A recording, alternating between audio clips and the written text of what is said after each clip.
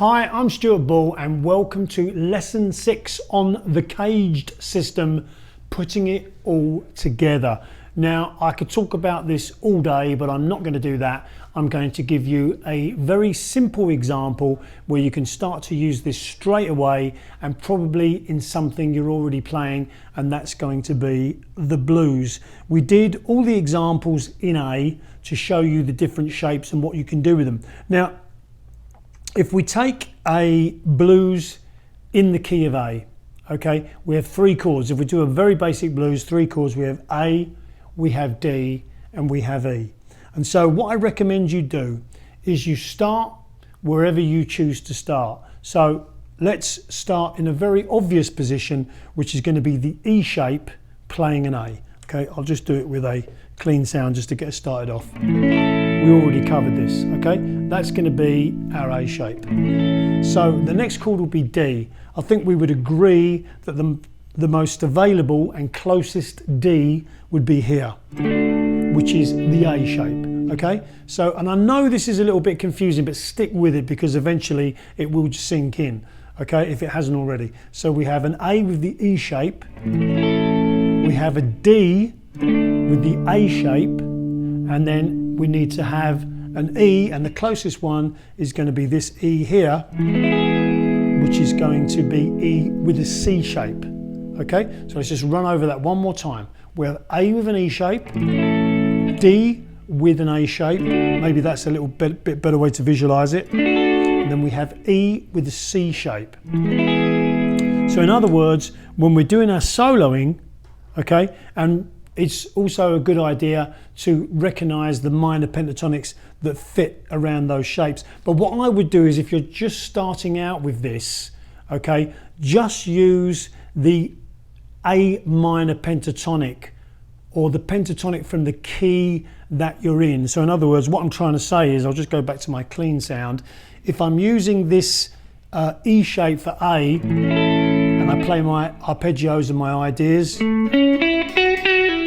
I'm going to gravitate back to my minor pentatonic when I want that sound. Same as when I go to the D chord using the A shape, I'll be. But when I want to go back to a minor pentatonic, I'll use the regular A pentatonic.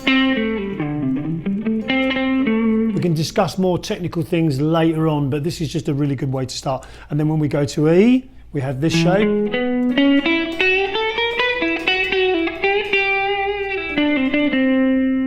Okay, we can go back to our A minor pentatonic. Like I say, we can get into more complicated things later on, but this is a really good way to start. So in other words, if we've got our A, we play our first shape, which is going to be an E shape using A, and that's going to sound like this.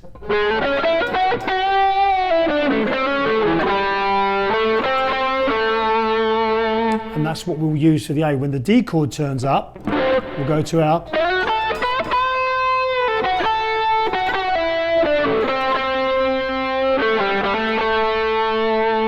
and then back to A.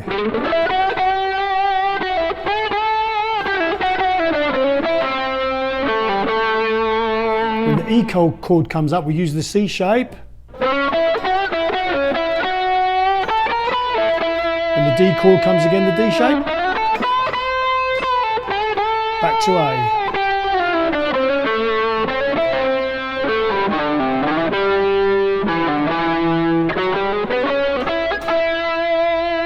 So let me play once around the changes by myself, and hopefully you're going to hear how this is going to work. And this is actually a really good exercise to do, because if you can hear the chord changes just from soloing, that really shows that you kind of know what you're doing. You're addressing the chords, you know the right notes and the right scales and arpeggios to play. If you can hear the chord change just with soloing, no backing. So let's try that.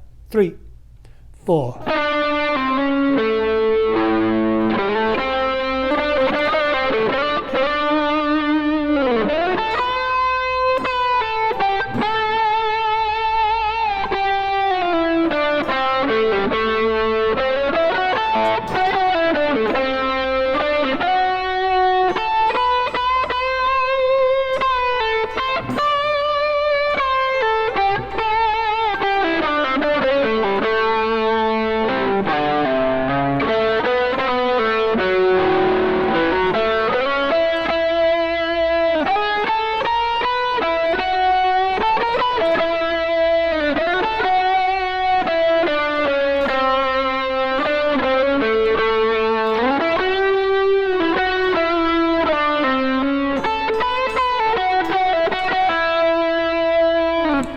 hopefully what you heard me do there was play those shapes from the CAGED system, play licks around those shapes, and then you could hear the chords changing. And just to give you one more example, and I really stress that you go and experiment with this stuff, if we went to, say, another position, say we play the A here using the C shape, when we come to the D chord, that's going to be the E shape, our good old bar chord there. And now we're looking for an E, and which one is it going to be? It's going to be the G shape. So if we did the same idea, we would have the A using the C shape. We've got the D shape, excuse me, the D chord using the E shape.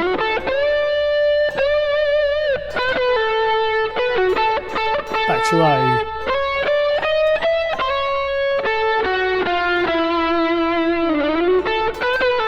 Back to D again.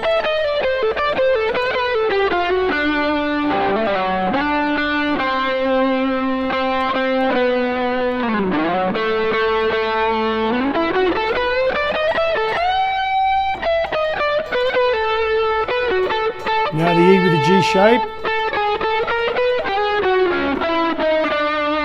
D with the E shape. Back to the A with the C shape.